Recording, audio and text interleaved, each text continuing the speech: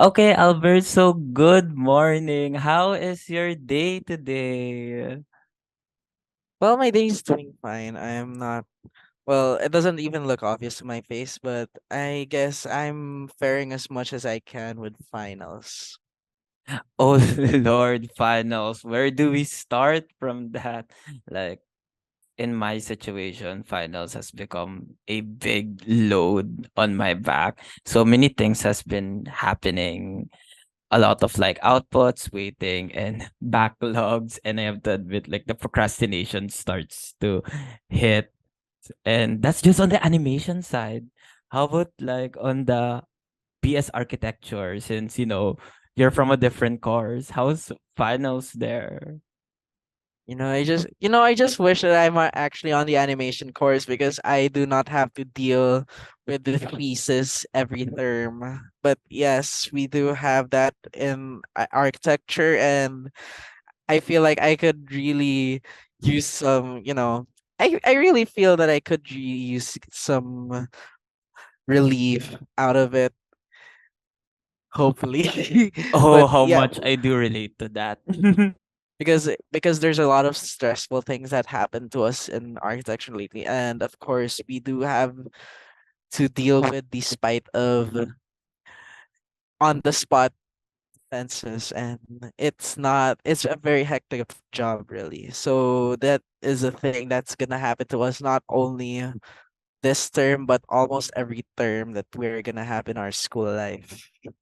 Yeah, and like as of the recording of this episode, it's during our finals. And to be honest, I was able to go and visit your floor in the building. And I saw like a bunch of architect students just like walking dead. Like I just see a zombie apocalypse of like dead archi students. And I always wonder like how much work are you guys doing there? Well, I don't even know how much work I've been doing. Well, considering the amount, I'm glad that I don't look like a zombie yet. You're But I not could tell. sure. I could tell for my other. I could tell for the other people or my peers. Yeah, they might have went over the board. Well, what I'm And sure of is that I look dead right now, Lord. But regarding on this, like I do hope that you have your own way of like releasing all of the stress and like finding a way for you to sit down and just relax. oh yeah, the only way I do that is actually through. I draw leisurely. I do that often, As and expected. whenever I do draw leisurely, it's always characters. Oh, I character designs and the yeah, likes. yeah. I always draw my favorite OCs every time on my favorite little notebook here. Not only on my notebooks every time, just every time where I could just get a blank page, I do that. And when there's an opportunity, I strike it. Well, speaking of character design, who doesn't love character design? Right, Albert? You love character designing. Oh yeah, I love character designing. I've had my fair share when I've done it, and let me tell you, whenever I make my characters, there it's always a bombastic journey. But I'm not sure if I'd call it a bombastic journey myself, knowing that I do, Bombastic. knowing I do have a, f- knowing that we do have guests that may be well versed in the art of making characters for sure. Oh, oh, calm down there. Before we like invite our guests, I want to ask regarding since you mentioned like you have some characters in your little sketchbook, are there any like standout characters that you've made so far? Maybe like share it to the listeners. Oh yeah. I do have a few characters that I had in my sketchbook.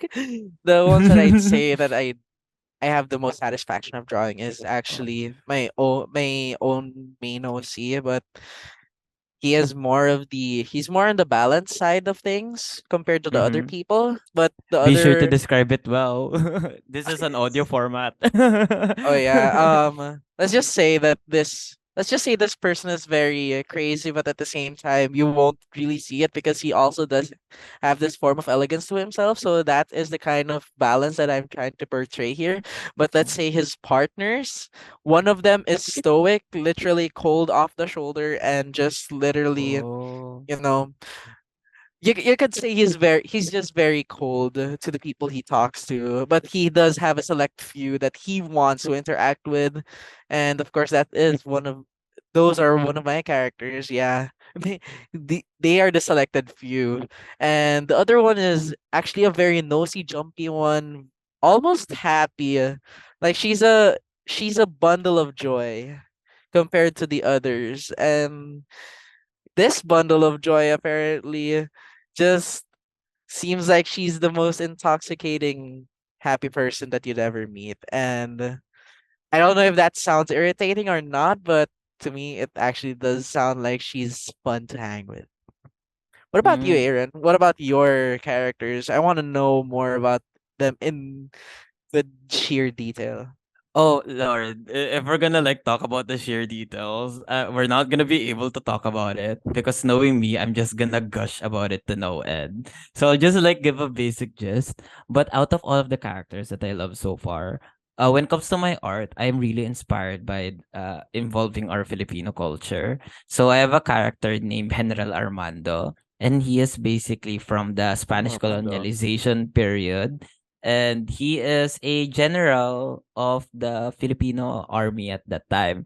And his motif is based on the Philippine eagle, and I really like love his character so much, and I adore it to the like to no end. Like I treat it like my favorite son. And when it comes to like female characters, there's a certain character that I designed who is basically another like Pinoy inspiration, who is inspired by Darna and Judges at Turna, who is Oh, basically a warrior who defends like the Pacific Islands from invaders. It's a lot and I wanna like gush about it, but we have other pressing matters to attend to. Like oh for yes, definitely example, so much. who will be our guest? Oh yeah, so I wonder, we do have two guests today, but for one of them, who is that certain guest that we have, Aaron? Well, our first guest is surprise, surprise, another member of Animotion. So, who is that member? Well, I'll just leave the introductions to them. So, everyone, let us give a big round of applause to Victor Rinosa. Woo! Hey, Victor. How are you?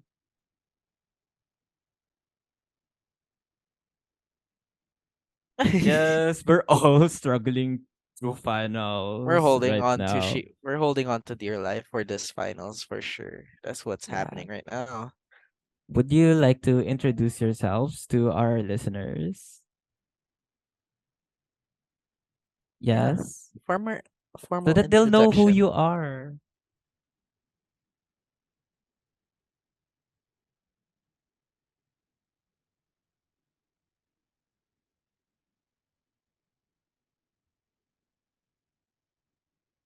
Oh, MMA student right here.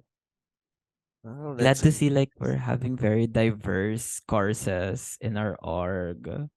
yes, and I feel like he'll take very much good use of this one because considering his course, there's a hint of versatility that he'll love to get out of this, and of course to the episodes beyond. So thank you so much for being with us, Victor, Yes, and we really do appreciate. yes, thank you. Thank you for So joining us. other than Victor, who will be our special professional guest for this episode, Albert? Well, Well, we've had our first tip on the hat with him during Animotion's webinar Framey Bunch, a webinar on how an aspiring animator can empower their art of storytelling through storyboards with the help, of course, of the advices by by invited professional storyboard artists. And one of those professional storyboard artists is actually here today with us. Oh, so can I assume that this is a very familiar face for our members? Yes, indeed. Yes, he is a familiar face, and he, of course, th- thank gosh, he has agreed to have a chat with us. And this time, it's not about the story, which he is known for, but he also does have a small hint of knowing what to do with creating characters, because he did have his fair share of doing this with Gravity Falls. Apparently, everyone really loves this, and I bet he'd love to talk about that too. So let's see now. Please welcome with open arms yet again, Sir Ian Abando. Welcome back, and Yay! welcome Welcome back to the back. Dominion of Animotion. Yay. Hello. Nice. Hello, so Yeah, how's your sir. day? Pretty good. It's pretty gloomy over here. I don't know how it is over there, but yeah, we're finally getting some cold weather. Or, sorry, finally getting some sun. It's been cold for a while. Oh Oh yeah, yeah, we're since we're also getting that sun lately. It seems like the shift of seasons is already becoming more evident than ever. very We're with the like intensive heat wave coming in our country right now. oh yeah. Perpetual. Oh yeah, it's almost perpetual here. The heat is just perpetual. But for some reason we were given leniency by having some cold weathers right now. Thank gosh. So, Sir Ian, for those who are not familiar with you, why not introduce yourselves to our listeners? So my name's Ian Abando. I graduated from the Art Center College in 2011 and primarily been working in feature animation. Have about 11 years experience. I started at Illumination um, on Despicable Me and the Minion franchise and all that. Worked at DreamWorks for a few years. Um, did a bunch of freelance character freelance things like that, and ended up at Netflix recently. Directed on my first show called My Dad the Bounty Hunter, and right now I'm directing for Skybound, Amazon on Invincible. So yeah. Thank you Heavy so hitter. much. Yeah, we do have a heavy hitter here, and I did watch recently. My dad is a bounty hunter, and it was a fun show. I'll admit. I'm I'm I'm glad. glad to know that I'm glad to know that this work that you've made recently really did capture my capture my attention. But I think everything else that you did, sir, it really does capture it can really capture anyone's attention. And I'll admit, I did love the very mellow and at times very bombastic action sequences that happened during the show. Oh, bombastic big word. Bombastic, big word. That's the word of the day. Yes, Yeah, bombastic. Please spell joke. seems like we're using seems like we're using bombastic more than we should. But yes, word of the day, bombastic. Anyways, when it comes to like for this podcast, to reiterate, the reason why we have two guests for every episode, one student and one professional, is to just see like the difference of perspectives regarding on one topic and maybe like have like a discussion on it and you know maybe discover something new regarding it. And so I really hope that the two of you aren't like nervous or anything. Like we're all just gonna go casual here. Yes, we don't have to be as formal as we did with our webinar, because we can guarantee now for just this time, it's just a casual chat. Just talking about the experience that we had with character designing. That is just literally our overarching theme for this episode. Yes, and I guess just to tie back to the conversation previously, the two of you, do you guys have any like original characters that you have made that are like standouts out of all of the things that you made? Like an unforgettable character that you designed? I guess like you guys could like speak in any time that you want for But this you're one. gonna edit this later anyway, right? Oh yeah, we Yeah, we're are. gonna we're We gonna be can edit editing. this. Don't worry. Yes, all We got you covered. imperfections will be cut out. Hmm. Um, no, I don't think so. I have some things that I'm working on for myself, but like I actually don't do like a whole lot of character design anymore. So um I think bringing up that topic at first, I was like, oh, the I didn't realize that we were going to be talking about character design. Hello, looks like someone didn't give him the memo. Oh, it's just experiences that we did have before. It's not really it, the reason that I actually didn't bring up the topics is because we're just talking about this casually, because we didn't really want to make it feel like it seems like an interview of sorts. The only thing that I think I should have said about it, but you know peace on my end, but it just feels I guess it just feels invigorating knowing that you did also had some work as a character designer before. The one that Hmm. I guess the one that really caught my eye is, yeah, when you were working for Gravity Falls during season 1, Hmm. you were working for Gravity Falls as a character designer for some of these episodes. Hmm. And I was like curious with, how do you go on to design these characters? Because from what I remember in season 1, they were the odd ones where you'd really get the spooky 80s vibe kind of urban legend characters, because the ones True. that are there is like, though, because the characters are like it's a granny and I think it's the old couple, from what I remember the Mm. most in season 1. The old Mm. couple that possess a convenience store. Mm. And there's also the gnomes.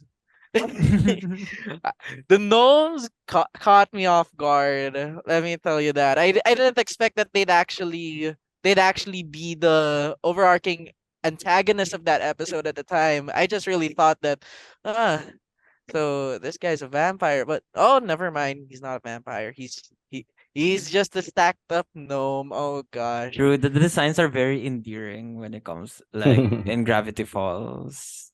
Yeah, they are very Mhm. endearing, and at the same time, you could really get that feeling. Oh shoot. Yeah, this looks like it came out of someone's. This looks like it came out of someone's mouth that just spreads urban legends within the local area. I wonder if but if you had a certain process when you guys designed like how you guys designed the characters on each episode, or is it laid out to you? Has it been laid out? That one S- really yeah, boggle at least makes me curious in the end. yeah. I mean, they had an existing shape language Basically, um before weren't for really the that. I tried show, my best to and it the was. patrice I on remember when I like tested for it, it was animation, specific graphics the design way they and described it. Like sculpting and they didn't want it to feel traditional like sculpting. The Like Simpsons. I remember that was like something that from I my made test. They were is like, sea all right, the lion. characters have like round eyes and they kind of Uh, have these tube uh, It is arms and yeah. legs, but we don't want it to feel I actually like The start of Simpsons. They line are like of my human own, like I mean, make characters. my own work, in a And there small was a mini tool lead of my character artworks here. I designer can that see, but I did the initial lineup sculpt of again. like of the main characters. And my first test actually was to design an Asian tourist family because they were like, well, we haven't designed any Asian characters yet on the show. So like, and they didn't give that's all they said. They were like, just give me like a mom and dad and a kid in the style of like what we have. Um, and yeah, I think as far as designing the characters, it wasn't as much as, oh, sorry, I don't know if you can hear that. I have like a fire truck going by. Oh yeah, it's hard. It's Oh all no, an right. emergency. I feel like it was more almost more like costume design, you know, because the shape language was so clear, and I was basically just looking at reference of family members or celebrities that I liked or comedians, and just drawing people that I knew in the style of the show, because it's all about this mystery shack. The creator wanted it to feel like, from episode to episode and season to season, that it's like a legitimate tourist attraction. And he's like, if we only have, X amount of characters, the audience is gonna realize that we're like just reusing designs over and over again, and it won't feel like new people are coming every episode. So the volume of character design was like really high. um I mean, even just me, I think I designed like, I don't know, I feel like I designed just like 40 or 50 different people. um and that only covered so many episodes. Because I think, and if you go through the show and you watch it, like, that was a big ask from the creator, was to not reuse characters for later episodes, because it's like, wait, didn't we see that guy like on episode 3? Like, this is a tourist attraction, like, what, in the middle of nowhere, like, why would he come back, kind of a thing. So I thought that was funny. And But the rules for design were very, very specific. As much as it looks like a simple show, I think that's something I was surprised, was that, getting the curves right on the fingers, and the spacing on, um just the spacing of the design was like very, very nitpicky. I would throw down a rough scribble thinking that it was, thinking that it was right, and it was like, no, your fingertips are too pointy, and the arms are tapering, like, we don't do that. And look at the overlaps with the toes on the feet here, like, we don't do it like that, um I most of the character design that I've done uh is for like development pitch work, um or even the way that you do character design and feature animation. It's not so like picky uh in the development phase.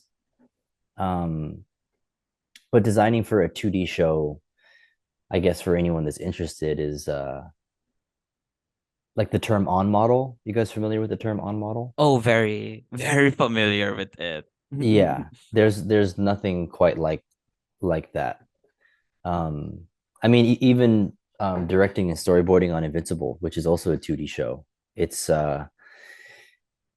there's very little room for forgiveness. And So I it's think like that, it's deceptively easy of a process. Like people would think like, oh, it's so simple to like create all of this, but then not fully aware that there's so many other things to like consider about. yeah, definitely, like quality control.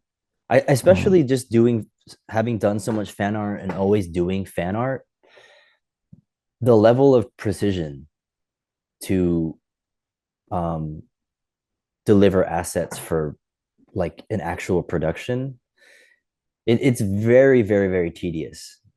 Mhm. And I think that's when I realized, because I actually went to school to be a designer first. I went to school to do character design, and I wanted to be an art director. And I got out in the industry and started doing it and realized like the level of scrutiny with with like prop design and things like that.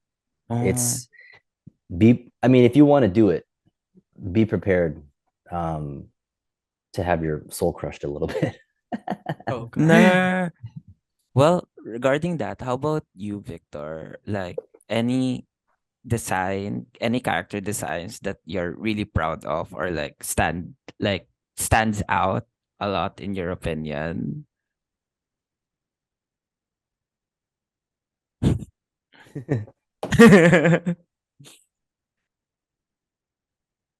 Oh, go ahead.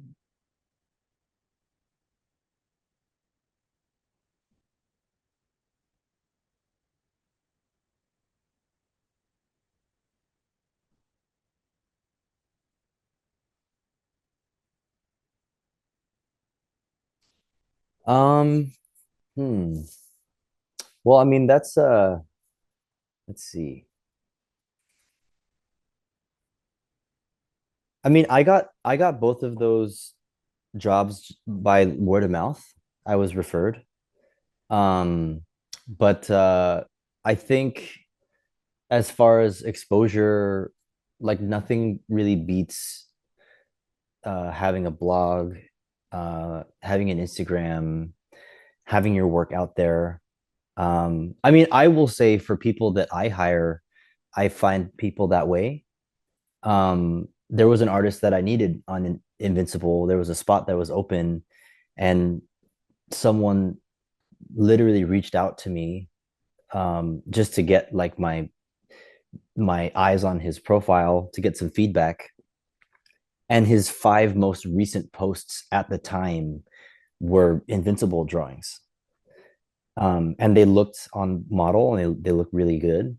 And so I was like, hey, I know you want my advice on your work, but I do have a position open on this show. Like, and you've been drawing it. Like, do you want to work on this? Do you want to try working on the show? And so a lot of times I feel like something like that, I think it does work, but at the same time, it's just a lot of like luck and timing, I think. Um, just having your work uh, online and just kind of use that as an accountability booster for yourself to be like, all right, maybe I'll post some work like a couple times a week, um, just so people can like see it, because you never know what's gonna land. I think there are times where I've posted just random um, drawings of like coffee shops or things that I don't normally do. Like I normally draw like people and things like that, but I'll have like a random fan art or something, and then a studio will hit me up and be like, "Oh, I saw this fan board that you did. Like, do you like that comic? We have a show that's kind of like that. Like, can we try you out for it?" So, um, yeah.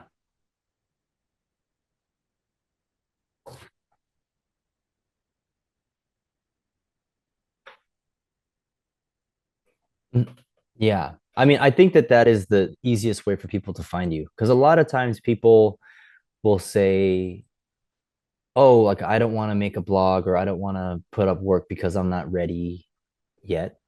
Um, or they'll have a website and they'll password protect it, which in my head it's kind of like, you There's a bit know, of gatekeeping there. It defeats the purpose. I mean, I get it. Like there is as artists, there's an interesting like insecurity that I've observed. I mean, as a student and as a professional, people kind of hold that stuff close to the chest, and in a way, if you just have it out there and you let the world kind of you know, take a look whenever they want, I feel like opportunity presents itself that way, as opposed to you having to go out 100% of the time um, to find it.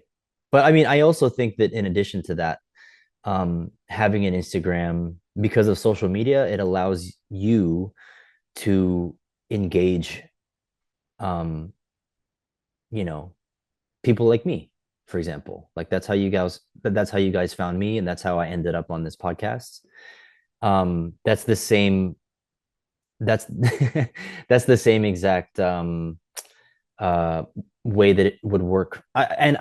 If I had Instagram when I was in school, because Instagram came I think a few years after I graduated college, I feel like I would have totally made that my networking resource, was to have work on my page, um and artists that I like, shows that I like, find people and DM them, DM all of them, and just try to get responses, because I think that like there's it's weird. I'm very much a believer of universal energy. I'm very much a believer of that. Like what you put into it, you get something. Like you'll And just manifest it out. that is, you know what? It is, yes. That is like a manifestation thing. Um and yeah, if I would give any advice with that, it's like don't wait, because I've I've looked so stupid like so many times. I've done kind of outrageous things to get my face or my name or my work in front of people, just to get feedback and things like that, especially pre-social media days. uh, and I credit my strong network to that. If I didn't start doing that when I was in school, I I probably wouldn't have had a job for 6 months to a year after school, like a lot of my classmates did. So yeah, get comfortable on the socials. Don't really care about the no's, like it's a numbers game. Just put your work up and just try to get it in front of people. Try to get used to talking to people, Mm. because I think like appearing um just fun and social is also a big part of getting work. People are like, oh, that guy was really, that person was really funny, or they were really insightful, or they asked really great questions. um and I would start getting job offers, uh people reaching back to me being like, hey, I remember you sent me some of that development that you had on your student film, like how's that going? Also, by the way, we have this position that's opening up, like do you want to drop your portfolio in? And um I wouldn't get it, for the first year in school, and maybe, well, like my graduating year, I would get those kinds of calls, and I'd submit my work, and then I wouldn't get the job, and I'd be pissed off. I'd be like, oh, but I what's to be appreciated there is that they asked me for my work, as opposed to me having to find them and show it to them. And like that is the value that I think any prospective artist should be working towards, is um, getting the job. It's not like I have a portfolio and I get the job. There are a lot of other intermediate goals you can have in between, um, interfacing with companies, interfacing with artists that you like, developing relationships with your art heroes and things like that. Those are not um, those are not to be taken for granted. And I think that if you're doing that, and you start kind of building that social network before you start working, or while you're learning, Drive, like motivation. that pays off in the end, you know um Yeah, so well, they did say, I heard like a saying before from one of my profs, that one of the greatest skills that you should have as an artist is the fact that you should know how to market yourself to different people, because that's the only way for you to be discovered, is like just setting yourself out there. And mhm. this works very well much to what I do in the org. As the Yeah. externals. Like when I've Yeah. heard like, hmm, I should try building connection. I should try making a network. Oh, dude, this sounds like what I'm supposed to do in the first place. This feels this i- finally, I guess it feels validating that, you really have to market yourself out there. Yeah, and knowing that in this industry, you really have to, find your ways to make sure that you get to show off your unique motif and make that Uh, one known. I And once that one is known, it's you basically you the can main just, character. you can just expect Time that I'm there are every people time that will Rocky just come celebrations will forward to get you and, lost ask when for your work Rocky came or from like the get slums. intrigued with what you do He like and life that he get had. you involved into what Yeah, they're it doing. inspired me. Like I five for more. I Like he's try big boss, to I basically. try to do that most of the time, Like and basically that. yeah, it does really pay off, I'd say. But I Sorry. won't. But Also, there are times Mike. that there are just It's better times if that you just you search him for you fun. you really have to Like go all he's out very just and to he's a very see that positive there'd soul. be at least one Got to client be a that would be positive satisfied person with your and work and say, happy-go-lucky. I like your work. We should have something together. We should try doing something together. I'm gonna pitch you in with what we're doing right now. It's almost it's almost guaranteed satisfying, really, just to know that what you're trying to do and the work that you're trying to pull off. Someday there will actually be someone that will try to reciprocate that effort and get you involved and give you an opportunity. That seems extremely satisfying. I guess Wow. Running out of English. no, no, not really running out of English, more like, I guess it just feels satisfying to know that that the way that I do things also, it's how the professionals are also dealing with just everyday communication just to get work. It it it it just shows you that even the professionals are also human, and they also try their hardest to get people. They also try their hardest to satisfy those in order to get an opportunity, an ample one, or at least this any kind of opportunity that would either satisfy them or give them a fulfilling experience, really. I guess It's like to start, uh, when it comes to this, I wanna ask also, if I remember correctly, Sir Ian, you're also like teaching, so you Mhm, also have like your students. When mhm. it comes to this, were there like, le- have you like encountered students who like goes to you and like show off characters that they made and like starts gushing about them. And I guess like for you, Victor, like were there moments where you like just gush about the characters that you go through and like what excitement does it give?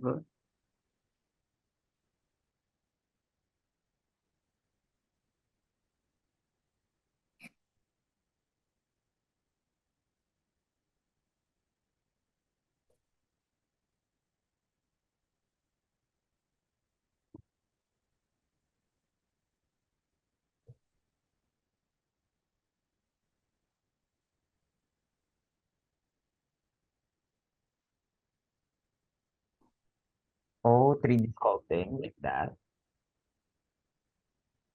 Ah, okay. play. Oh gosh. Oh, interesting.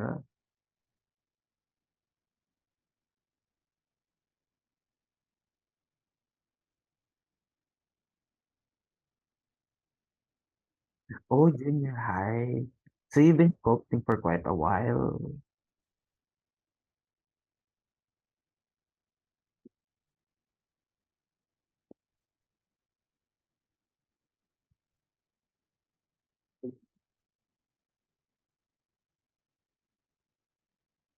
Mm, Felt.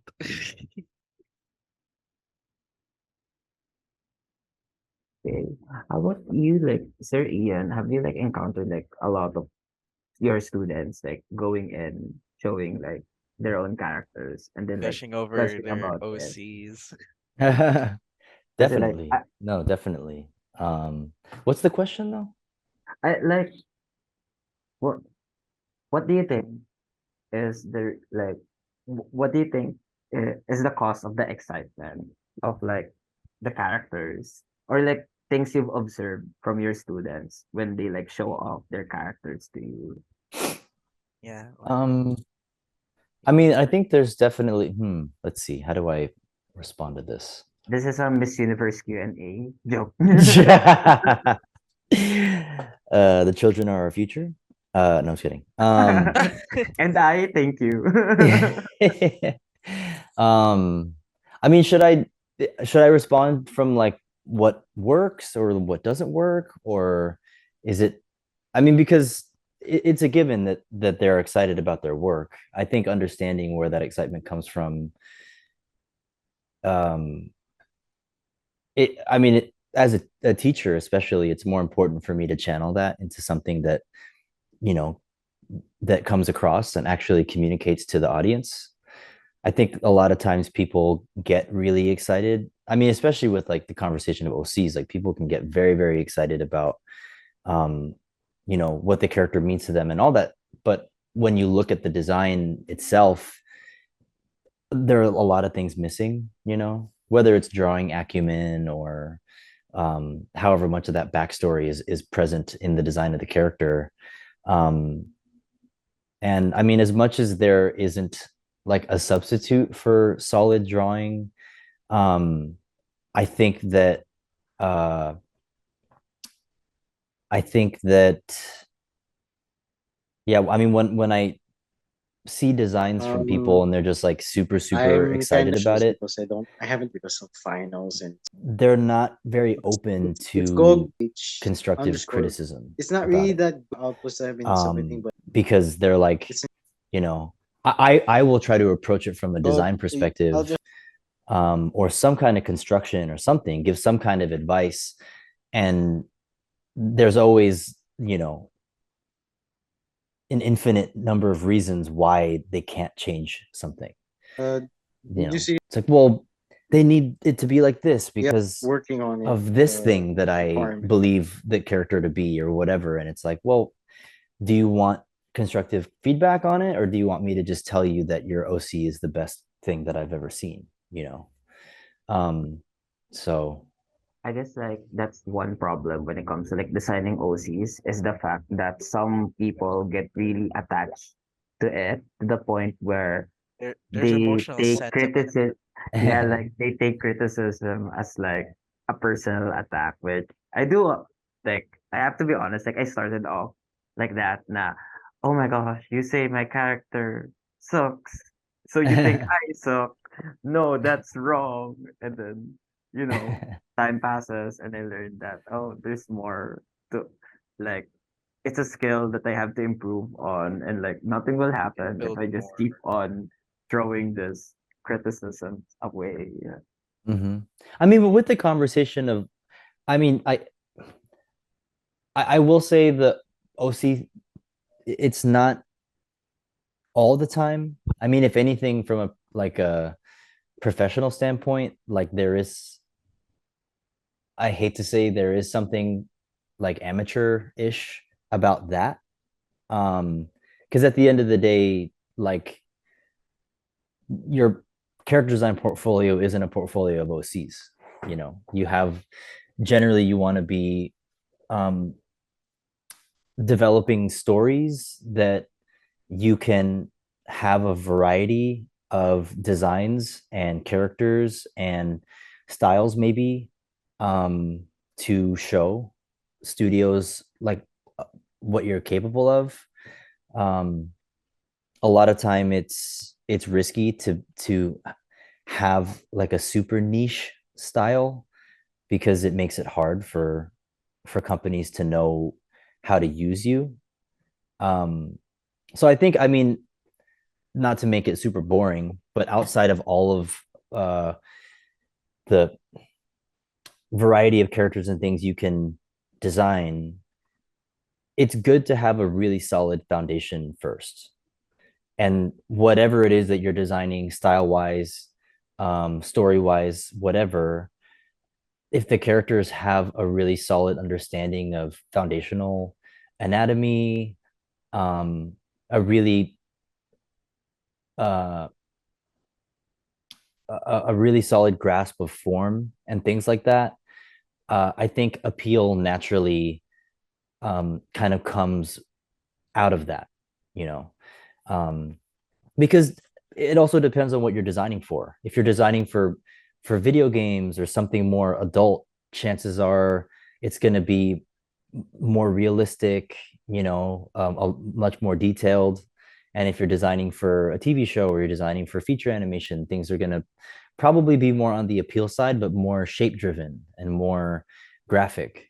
Um, and so I think that there's like a lot of uh, awareness of what is out there. You are what you eat, kind of a thing, you know? And so if you say that you want to be working in animation or you want to be working in whatever industry, it's important that you do your homework and you look at what's out there. Not to copy, but um I think that as the years go in these major industries, there there's a there's a language that's being spoken, and it's evolving all the time, you know. And to be aware of like what animation is doing right now, what TV animation is doing right now, what video games are doing right now, and being aware of that as you figure out your own style and things like that. I think that's what makes you more employable, because I think that the toughest people are the ones that like that don't want to be taught, you know. They just want to be told that their stuff is really great. And um having been a student myself and having taught over the last 8 years or so, like it's really surprising to me how that internal struggle is something that more people struggle with than maybe they're aware of. And they're just Mhm. kind of like, you know, there's that student that will just want their style or what they're doing to be accepted. In reality, like so many people are like that. The people that get employed are the ones that have a really solid foundation under them. Um, and um, and whatever it is that they're designing, like it shows that. Uh, yeah, I I guess don't. like to tie from what you said about like knowing the things, like I guess like knowing the conditions or like the information that you need to like make a character. There's also like a this thing that I do since I really am addicted to like designing characters and the likes, to the point where sometimes when I design a character, depending on the background of it, I interview people who fits in the background of it. So like for example, if I like design a character from like the like indigenous tribes, I be sure like find people who are a part of it, who I can like get their perspective on it. Or like if for example I'm designing a character who is a like someone who is a doctor, I wanna like get perspectives from like people like who is working in that field, just to like have a sense of reality to it. And Mm-hmm. other stuff like when it comes to lifestyle. So for example, when I design characters of certain skin color, like for example, like a darker skin color, I always ask like people who I know who also has like the same complexion, and like I want to know like things about them, like any struggles, any things, like their own philosophies. And it really like helps a lot with my own design process because it Mm. adds something more to the character. Because one of the things that was taught to me before is that you create what you know. The only limitation that you have is the only are the things that you know. Hence why I always want to be sure that I get as much perspectives from like different people and from the people who are actually supposed to who people who my character is supposed to embody as. So Mm-mm. like that just came out of my mind while you were like talking about it. Yeah. Yeah, I wonder also if like there would come in certain moments that no matter how hard you try in developing the character into a way that it actually effectively should communicate something good to a certain community, there are times always notice that they could try to make it come off as a sort of cultural appropriation, which is a bit Mm. off because they because these people who are designing these characters, they're really trying their hardest to make sure that they're really trying their hardest to make sure that you feel known, but in the end, I guess it doesn't feel like they're satisfied enough.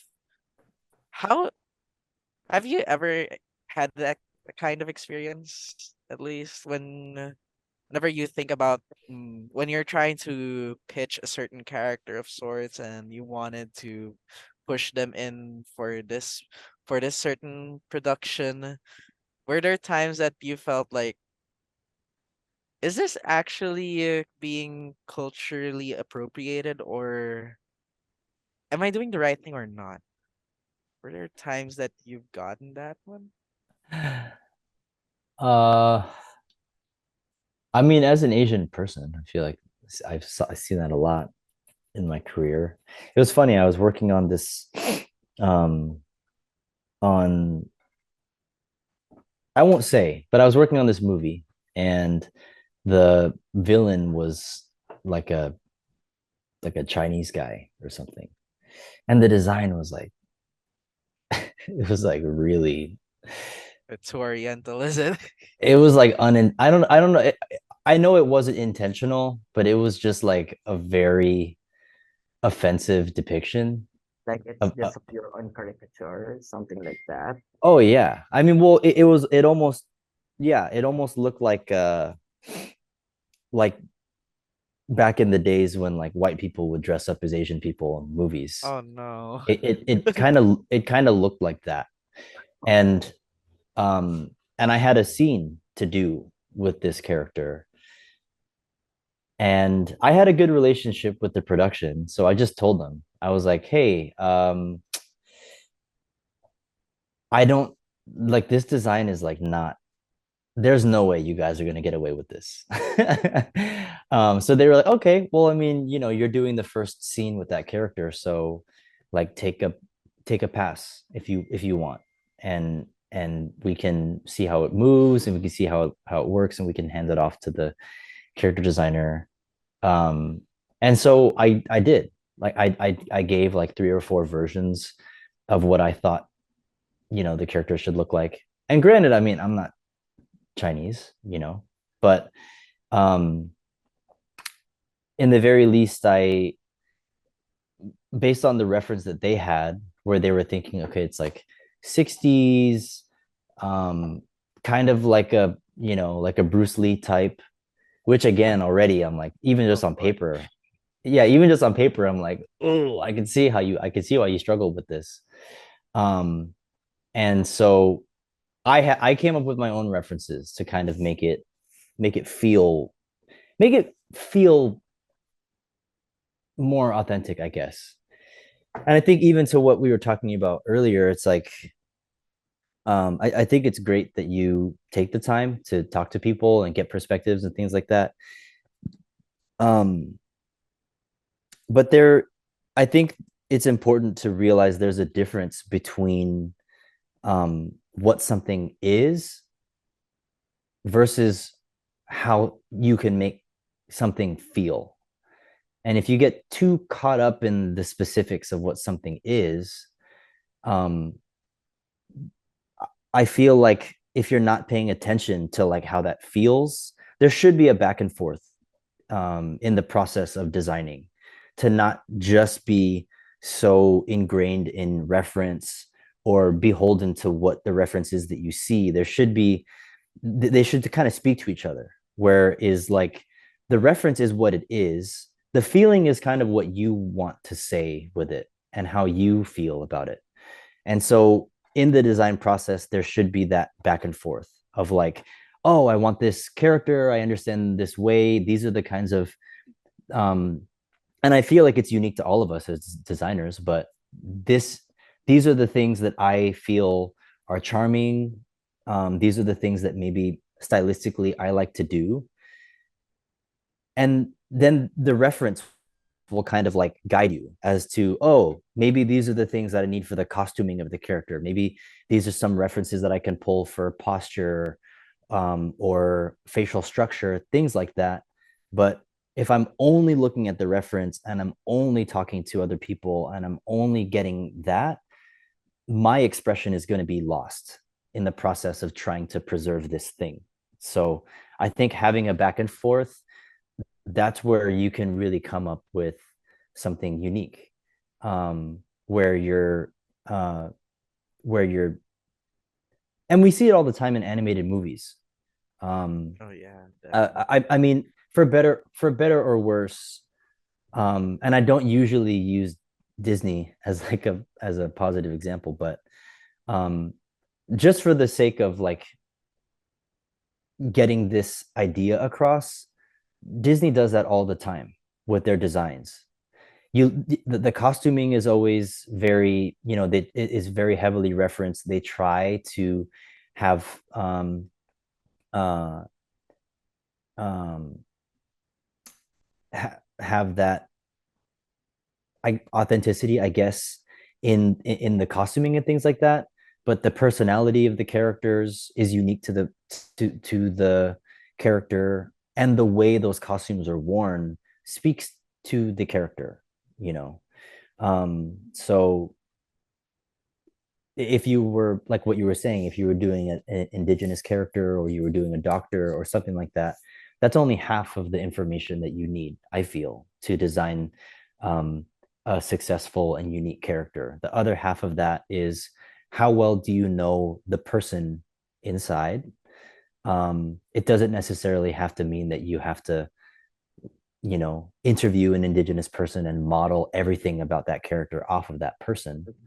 I think that's where our individual expression comes in. And usually when I talk to people that are designing characters, whether professionally for themselves, there's always that blend where it's like this thing meets this thing and I put them together, and that's kind of how I came up with this character. So So I guess like it's a matter of balancing uh like Creative liberty and the accuracy to the source material, something like that.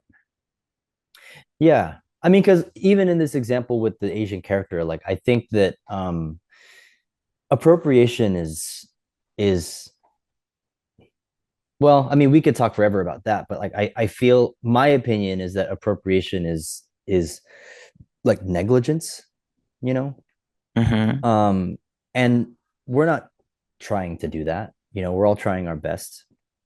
I think when I see people go so far out of their way to get permission to do something or to design something, in my head it's like, well, that's like, what's the point of that, like if you have a story that calls for a white character or calls for a black character or calls for Asian whatever, then like do it. And don't be so afraid of like what people are going to assume about you or judge, because in a lot of ways like that's already getting in the way of the creative process, you know what I mean? Mm-hmm. um um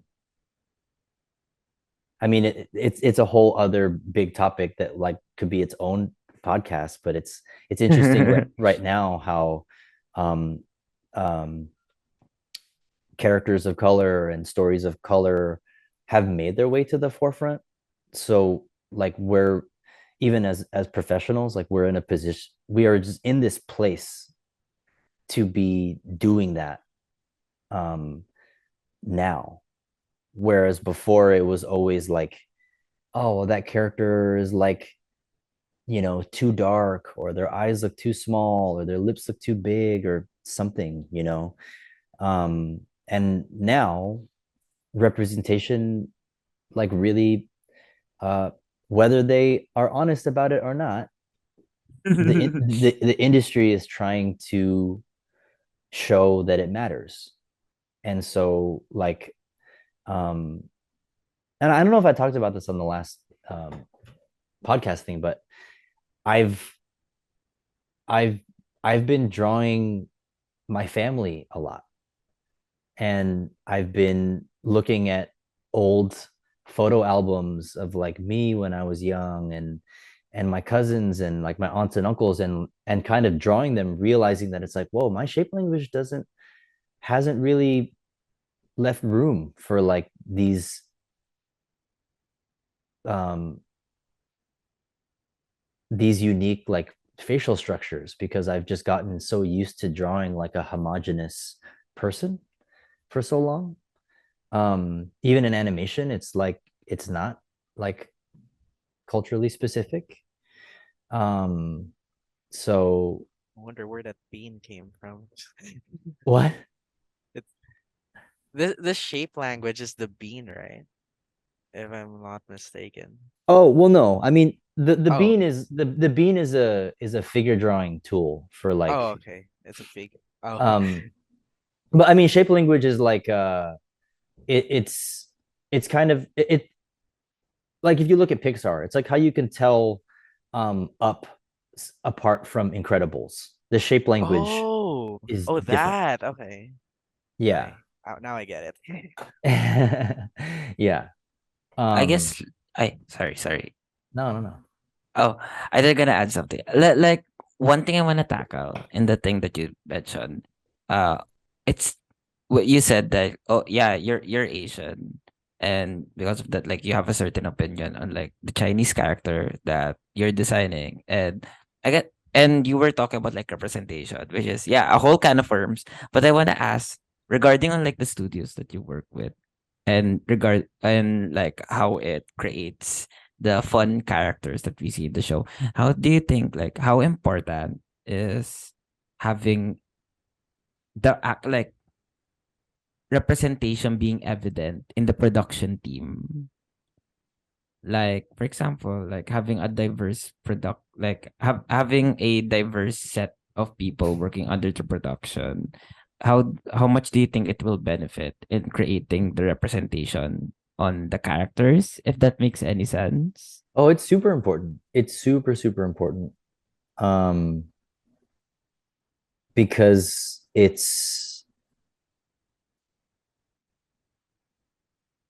yeah, I feel like having the culture represented, I don't know. I don't really know how to explain that, especially because it's still pretty new to have really diverse teams. It's so, like, male dominated, and or it's been very male dominated and very white dominated for a long time. So to be having gender and cultural diversity, like, it it's great, and I'm also sad to say that it's like a new concept, relatively new concept, but I think that it is really, um, just with the creative conversations that you have on a day to day. I've had those experiences where, I was the only person of color working on a team, where they're making executive decisions about people of color on the team and only talking to themselves, you know. Um, but yeah,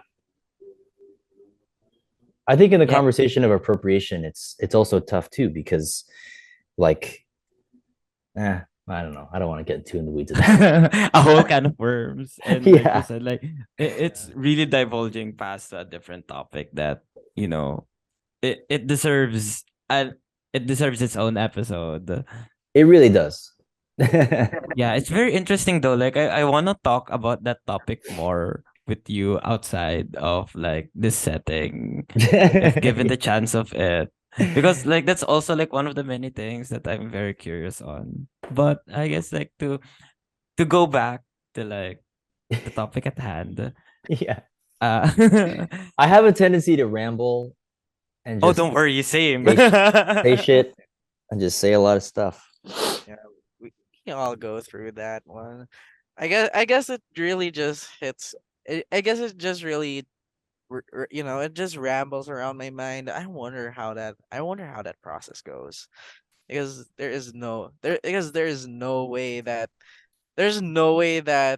there's some instances that feel like there are some instances where these characters are just there on purpose, or they just happen to be there for filler, because it really makes me wonder, if the characters themselves really add any significance at all, whether negative or bad.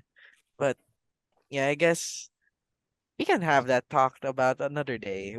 Oh man, I'm like so ready to talk about it right now. I would talk about that right now, but like, that's not that's not what we're talking Who about. knows? Maybe like if we can add we more we could ready episodes. Yeah, we could ready a discourse, maybe. You never know. Some Write that down, write that down. Good Maybe Yeah. write that down. idea. Yeah, Social bring me and Josie back. We'll talk about Oh it. my gosh. And social then you're war just gonna be like social war in the industry. yes, a very reoccurring guest, Ian Abando. Oh my gosh. It's like welcome Ian getting canceled today. No! Oh, we can't have that. A cancellation stream. Countdown to Just cancellation. cancels. I I guess guess like uh oh, like one last thing, since we've been like going on it for like a long while now. Sure. I'm very interested, like Sir Ian, and you, Victor. Like, is there like a certain character in media that has, I guess, like impacted you in some way? Oh yeah, I want to know which character Yeah, was it that can. inspired you to its fullest. Yeah, it can go for like it can be like in a book, it can be like in animation, movie, etc. Yeah. For the two of you, what character? That one that made this base is like, I want to make more characters as influential as you. That Or you like hit just the has mark. started your journey? I wonder who. How about you, Victor? Like, is what character like inspired you, or yeah, gave you a drive? Be It can anyone. be in any medium, so don't Yeah. worry. Well, Like, Hey, is the there a certain motivation to, to live. No, I'm just oh kidding. to live indeed. I'd say that so much. But like it's a constant inspiration. Like, oh, yeah, I see this character and I'm inspired yeah. to do my best. I guess to start off with with an example for my end. That way you may have a basis on it, Victor. I did have this certain character that I have been always fond of before. Not in a creepy sense, but it I was actually fond of this character in Fire Emblem, and Ooh. and his name is and his name is actually, see, is it Rob? Wait, yeah, it's Robin. It's Robin. Yeah, because I'm a fan of Robin, but here's the thing: he's a protagonist, but there's something about him where, a protagonist in a video game really just makes you wonder. This person is blank canvas. I could add in any kind of attitude I want for him. I could give him any personality, but Robin was the first one to give me inspiration that even in a blank protagonist like he is, you can give him humanistic attributes. He himself seems to suffer in he himself has something to suffer with. He himself has a lot of hobbies. He likes playing board games. He likes reading a lot, especially fan fiction, surprisingly in the conversations. yeah, it Robin really tells me that characters can be like this. They can make a person relate, and they can have something more in them as the story progresses. They really give me that shot that, hey, it's time. Hey, it's time for you, Albert, to make some people. Whoa. Yeah. Ooh. Go. Oh, Rocky. Oh wow.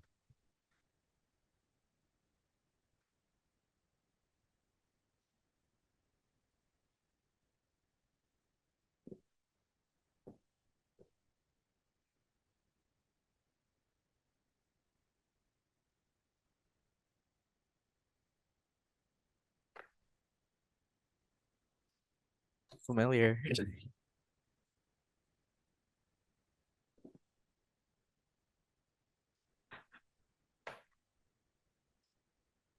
Ooh.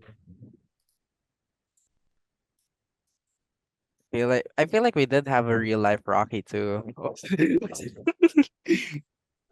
Yeah. Yeah.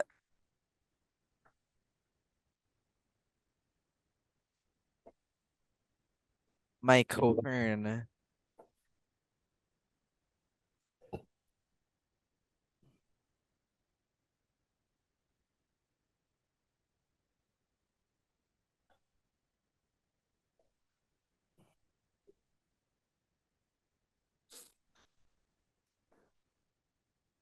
Ooh. That I'm gonna hit you up on that one later. I'm gonna be searching up that meme. Gosh. But yeah, that what about you, Aaron and Mr. Ian? You have any into following that one? Like any I think characters growing that up, really inspired yeah, you? growing up, I mean, it was definitely Dragon Ball. Oh, Oh, which Dragon one Ball there? fan. Oh yeah, I drew a lot of Dragon Ball.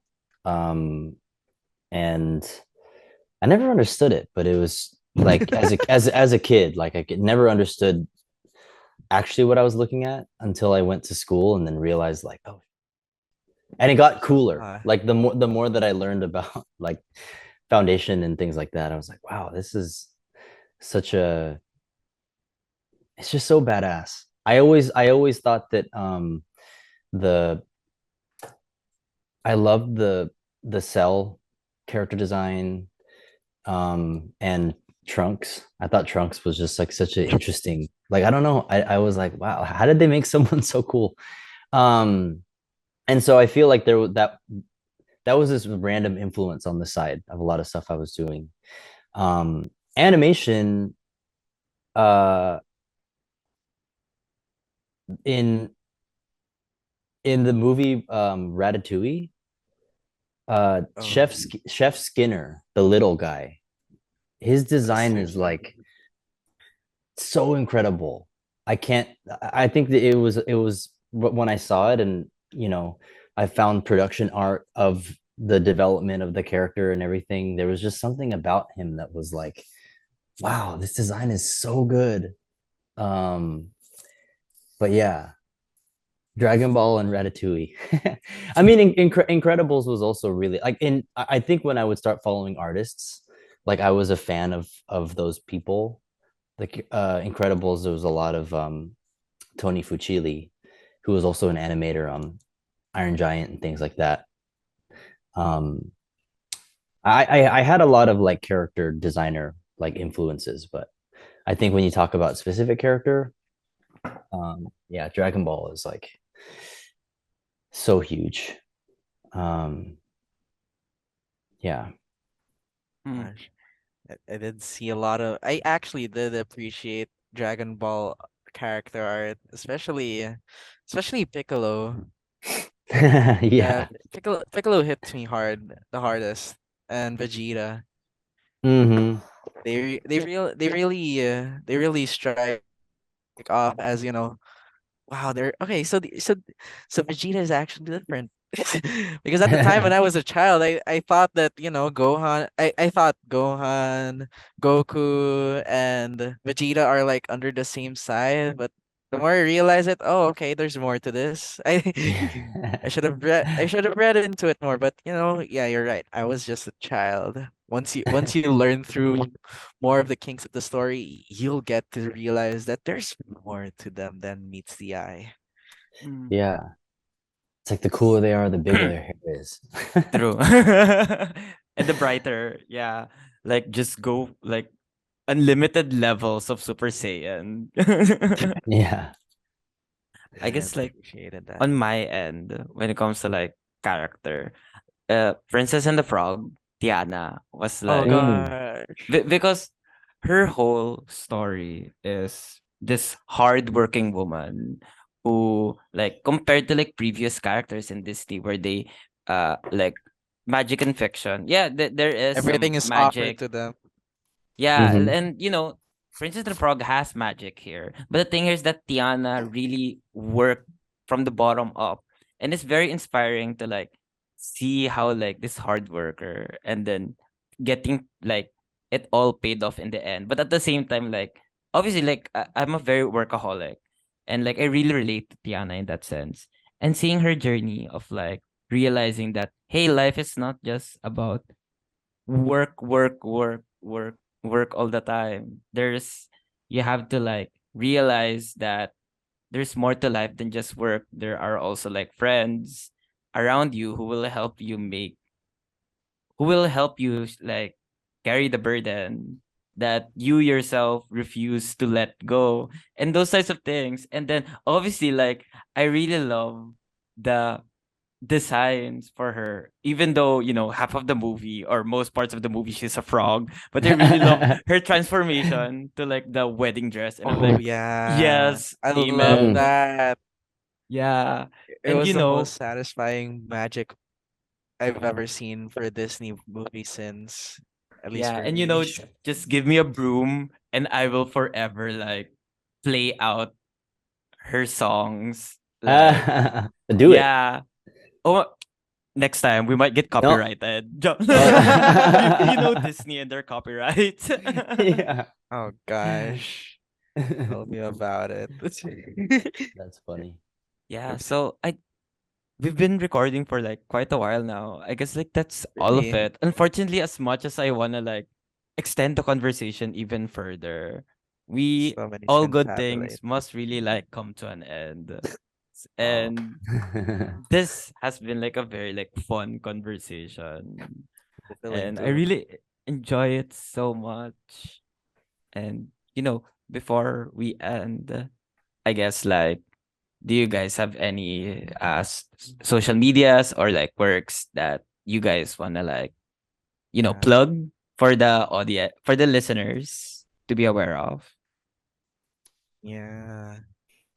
Stay hydrated. This is a PSA. Yeah. Well, there's of course Sir Ian's current work that's already streaming on Netflix right now. All of season one of My Dad is a Bounty Hunter. There's that one. Hmm. That one's a banger to look out for. Very fun to watch. I I'd give it a good high rating there. Like I'd say 8 to 9. Wow. A really fun. Whoa. It's Well, fun for me. It's fun for thank me. you. Knowing that I should be watching something more, I don't know, something in the sense of Invincible or South Park or something, but there's something about animated shows like that where it hits right at home. Even though the story is very imaginative, it's just this simple father-child bonding time that everyone yearns for. But not that I'm trying to put anything in context here. Don't worry. I love my father. I love my dad. Don't worry. that's And of another that's course, another podcast. That's another one. We're just casually like adding more episodes to the oh list. yeah. Yeah. Oh yeah, Trauma. I'm Got it. writing down the list. No. There's also Sir Ian's attendance to a new class. Apparently, he's also teaching a brand new curriculum for Storyboard Plus. Oh. Yes. Oh, dang, you guys are paying attention. Yeah. Yes. Yes, we were stalking you. Yeah. Oh, please do it. Yeah, I'm teaching a class. It's an online class. It'll start in um a month from now. Yeah, May Enrollment is 9. open. So yeah. Oh, is that what it said? May 8 and Uh, 9, there are 2 dates. damn. I wait. Um, I'll try to check it again just to be sure. Oh yeah, May 9, just May 9. Yeah, it is wow, I didn't know specific. that. I thought it was like May 10th. Okay, sure. May 9, yeah. And it's a intermediate uh storyboarding um kind of script breaking class. So if anyone's interested, sign up. Oh, okay, gotta keep Yeah. watch on that. I'm gonna try my best to sign up there. Oh yeah, you'd really want this. He's gonna show us something exclusive there, I feel. Whoa. I like uh the It's his own created curriculum of storytelling. oh. That I can foretell you could be adamantly much better than what we have learned from Framey Bunch. But you know, Framey Bunch is already good on its own. Mm. yeah.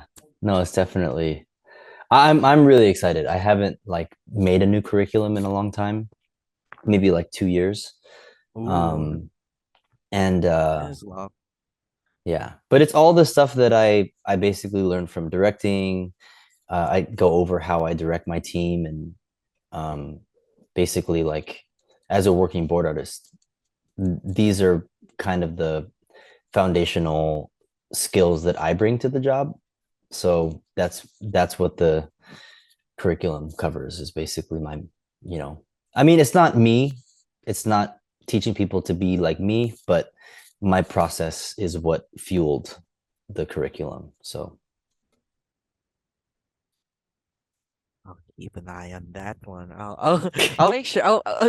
That sounds scary, but yeah, I'll yeah. If everyone is here is interested into looking how the fundamentals of how Sir Ian applies the fundamentals of his life experience working for the animation industry in doing it through his craft of storytelling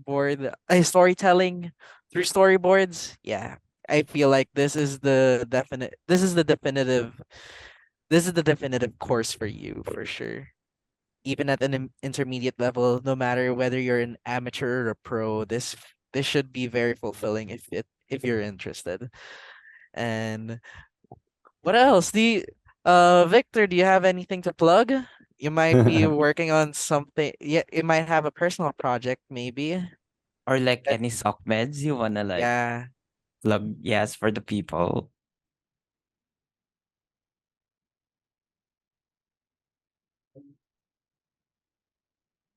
share it now.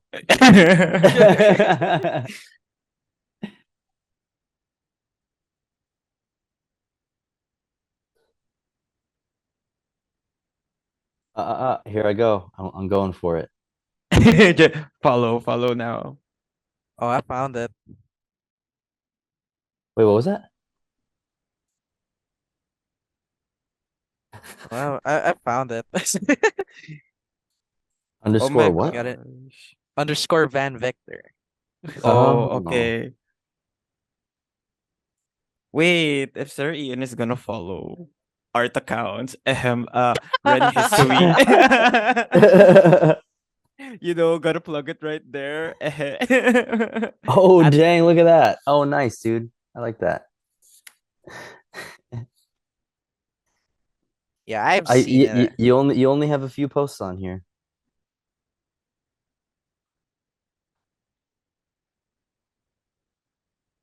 Mm-hmm. It's a vibe.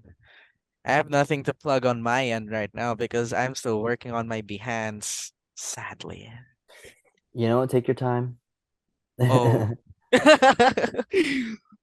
Oh, Well, if you're gonna Oh, ask me what I'm gonna plug, well, hello everyone again. In reminder for all of you, I am Aaron Chongkia. If you want to follow me, go ahead and follow me on my Twitter, on my IG, personal IG, Aaron's under I Aaron D underscore Aaron Tar, and then my art account at Ren Hisui. When it comes to my Twitter is Hisui underscore Ren35.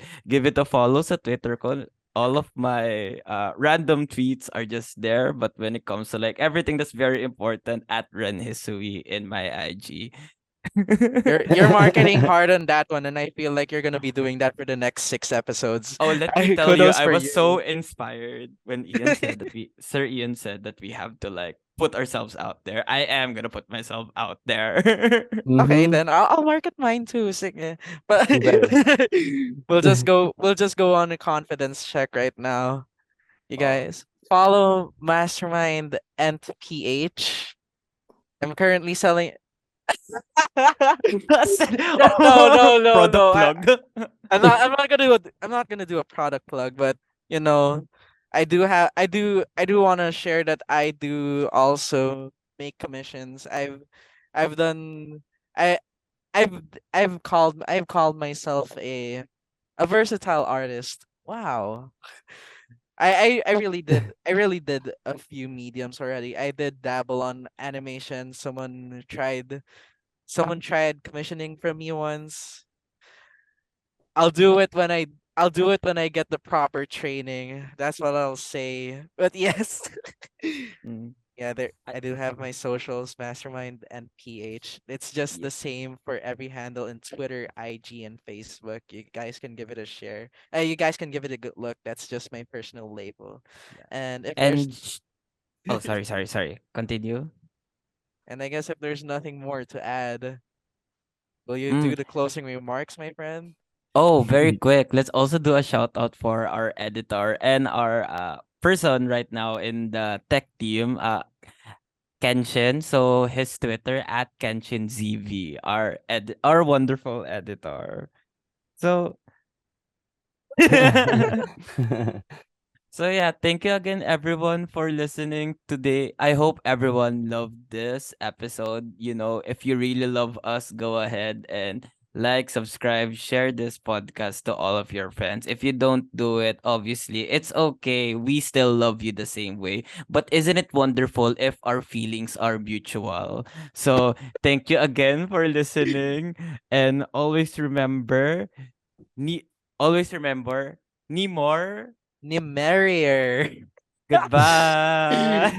Wow. have a have a nice day, everyone.